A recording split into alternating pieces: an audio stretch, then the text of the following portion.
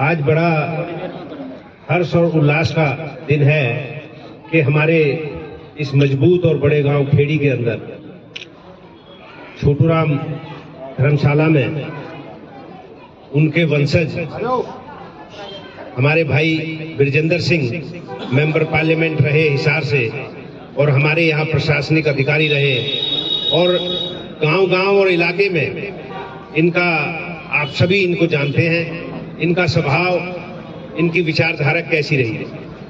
इस मंच पर हमारे चौई चांद सिंह जी, बूरा साहब, वेद भाई, सूरज मान, डागर जी और हमारे विनोद भाई और सभी सम्मानित सरदारों, सुधार करना है तो एक बिरजेंद्र नहीं, ज्यादा बिरजेंद्र आने की जरूरत है। अगर राजनीति को आगे बढ़ाना है, स्वच्छ बनाना है और क्षेत्र को विकसित कराना है, प्रदेश को विकसित कराना है, तो बिरजेंद्र सिंह जैसे सुलझे हुए, समझदार और क्वालिफाइड, पढ़ा लिखा होना बहुत जरूरी है। अब देखिए सरकार में जो हमारा सरपंच है उसकी क्वालिफिकेशन तो 12वीं पास चाहिए और एमपी एमएलए के लिए कुछ भी नहीं है। तो ये सब गुणवत्ता तभी आएंगी जब शिक्षित लोग इस मुहिम में जुड़ेंगे। आप लोगों के बीच में आज वो आए और देखिए उनका विचारधारा, वो किस विचारधारा को लेकर चले हैं। आईएएस की इतनी बड़ी पोजीशन जिसमें हर चीज की सुविधाएं होती हैं, उन सबको छोड़कर उन्होंने ये रास्ता इसीलिए चुना है कि वो आपका भला कर सके। जिस तरह से चौधरी छोटूराम ने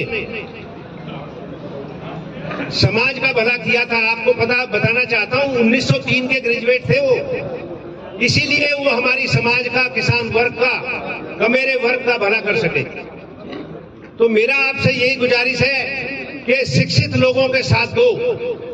मैं पार्टी के लिए भी नहीं कहूंगा, पार्टी कोई भी हो, लेकिन शिक्षित व्यक्ति को चुनो जो अच्छा हो, अच्छी विचारधारा रखता हो। तो आज हमारी इस सद्भावना यात्रा के हीरो हमारे बिरजेंद्र सिंह जो विचारधारा लेकर चले हैं, सद्भाव, जो ये मौजूदा पार्टी चल रही है 10-12 साल से, इसने जो तोड़फोड़ हमारे समाज के अंदर पैदा कर दी है, किसी को किसी से लड़ाना, किसी को किसी से लड़ाना। आप देखते हो जो चुनाव होते हैं तो जब ही उसी प्रदेश में झगड़े फसाद और हल्ला गुल्ला और तमाशा हो जाता है।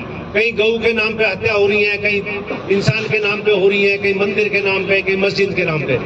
तो इन चीजों को खत्म करने के लिए उनकी सोच देखिए, सद्भाव, भाईचारे को बढ़ाना चाहते हैं वो इस वक्त, इस जमाने में, जिसकी बहुत ज्यादा जरूरत है। क्योंकि आज हमारे इस एनसीआर में तो खासतौर से देखो, धन बल का प्रयोग करके पता नहीं क्या क्या काम हो रहे हैं। तो इसलिए अगर हम सद्भावना को छोड़ देंगे तो ये और ज्यादा बढ़ेंगे। तो सद्भावना का जो मैसेज इन्होंने गांव-गांव और शहर-शहर जाकर दे रहे हैं, उससे इस प्रदेश के अंदर एक अच्छी लहर आएगी और जागरूक होंगे लोग और आने वाले समय में कांग्रेस पार्टी का झंडा ऊंचा होगा। तो मैं आप लोगों से गुजारिश करता हूं कि इस मुहिम में, इसको जो ये मुहिम लेकर चल रहे हैं बिरजेंद्र सिंह, इसको ठंडी नहीं होने देना, इसको गर्म रखना। इसको गर्म तभी रख सकते हैं जब हम एक दूसरे भाई के जैसे चौपाल पर बैठ के बात करते हैं। आज हर आदमी मोबाइल में बिजी है, लेकिन अच्छी बातें जो वही होती है जहां पे चौपाल पर बैठ के किसी के साथ गुफ्तगू करके, खेत की बात करके, भाईचारे की बात करके इसको बढ़ाया जाए।